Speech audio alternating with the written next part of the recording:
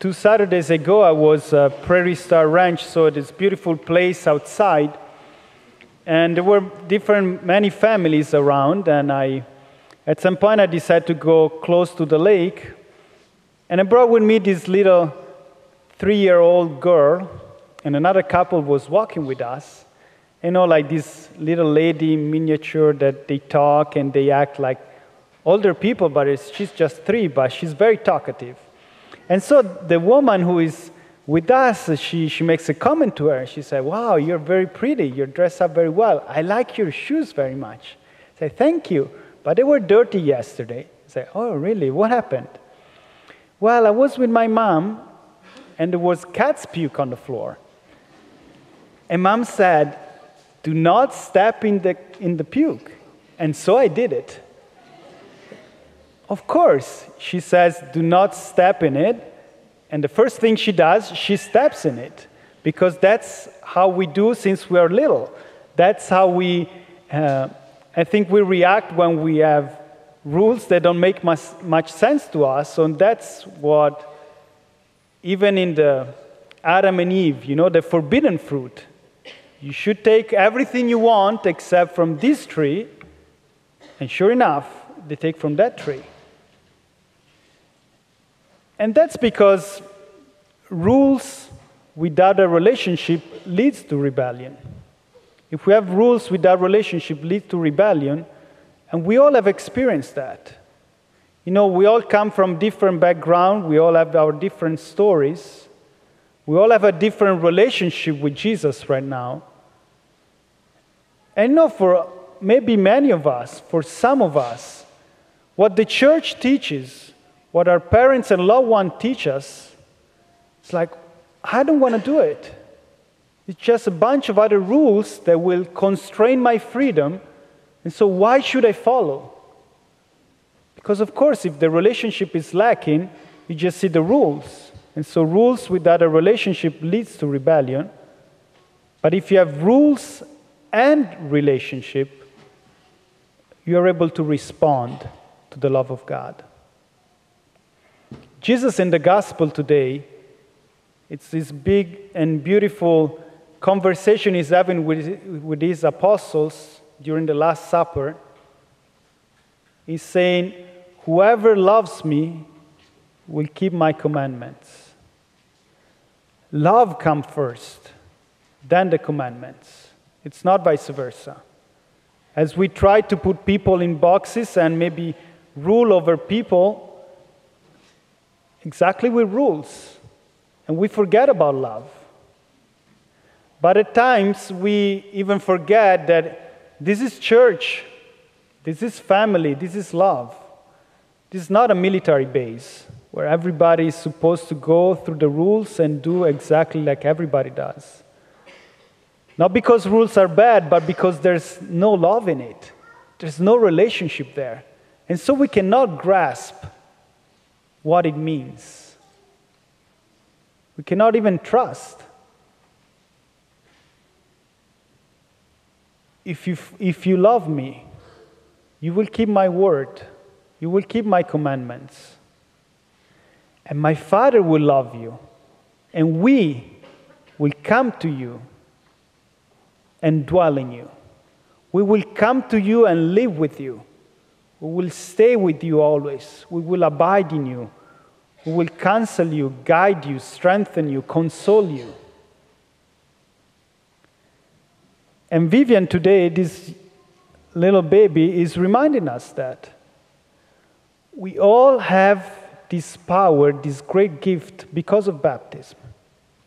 We all have received Jesus, the Father, and the Holy Spirit in us when we were baptized.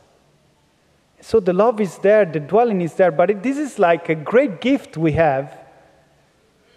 That's a gift that the majority of people don't know. At times it's even obscure to ourselves. It's a gift that we have, and it's a gift that will allow us to have a living relationship with God. Not just a relationship, but a living relationship. It's not somebody from the past. It's not just nice sitting in a pew for an hour because we need to pay back what the Lord has been giving us. No, I guess I shared with you before, my deep practice of the faith was based on convenience. The Lord gives me 168 hours a week, like He does to everybody. So it's not too bad if I just need to give one back, right? It seemed very convenient for me. 168, I can give one back. The Lord is asking us to make a change today. And the fact that we have this gift within us, it's so strong that at times we forget. At times we don't know. But it's true. It's true for everybody. If you know Helen Keller, who's an American writer, when she was 19 months, she developed this disease where left her deaf and blind.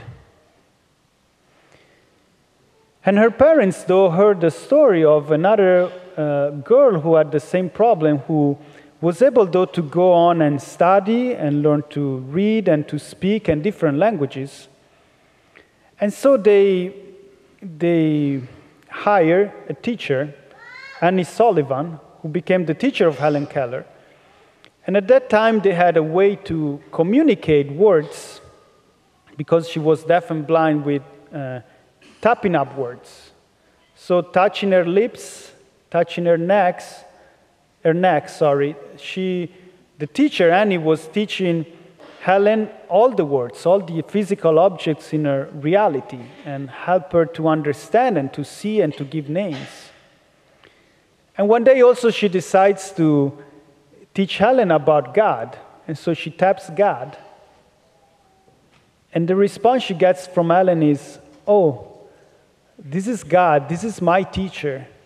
This is the one who has revealed himself to me over and over again and has been guiding me." Deaf and blind since she was 19 months. Yet she knew that God was with her, within her, because He has revealed Himself to her, and she has been guiding her. You know, at times when we are stripped away from physical things, we cannot see and are more in contact with our heart, what's going on within. So wherever we are, maybe rule without love leads to rebellion is what we're living right now. Maybe we're trying to build a sort of relationship because we understand the beauty of the relationship, and we really want to be able to respond to God's love and His call for us.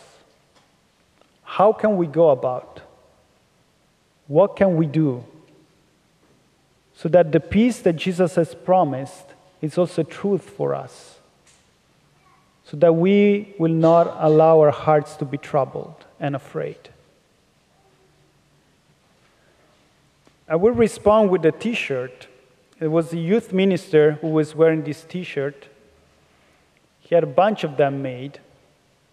And on the front, he had a very simple thing, but I guess very profound in its simplicity. Audience of one. Audience of one. If we live just to please one person, if we realize that our life is actually going to be popular and appreciated only because we are acting and living, standing in front of an audience of one, which is our God, Creator and Redeemer, things start becoming different. You know, instead of trying to please everybody else and maybe deny yourself and maybe compromise yourself and your values and what you know is true and wrong, you live for an audience of one. And I think as a consequence, that peace that Jesus promised us will be there. And so if we live only for an audience of one, we will go back into our heart and say, Lord, I'm kind of confused here.